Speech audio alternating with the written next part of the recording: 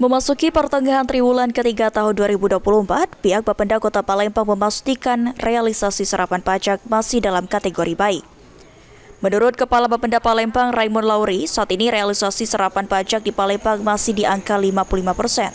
Sementara untuk jenis pajak yang paling dominan sejauh ini adalah pajak barang dan jasa tertentu atau BPJT, seperti pajak parkir, restoran, hingga hotel.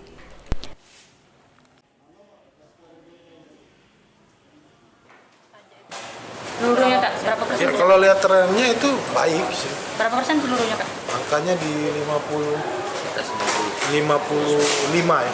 55%. Apa paling besar apa? Sektor yang paling tinggi? Ya kalau untuk dominan paling sektor yang paling PBJT ya.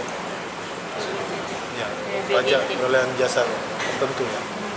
Seperti parkir, ya, restoran, hotel.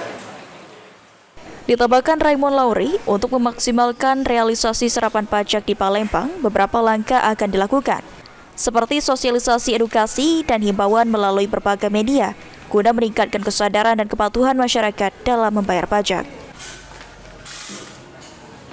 Anugrah Sandi Pratama, PAL TV.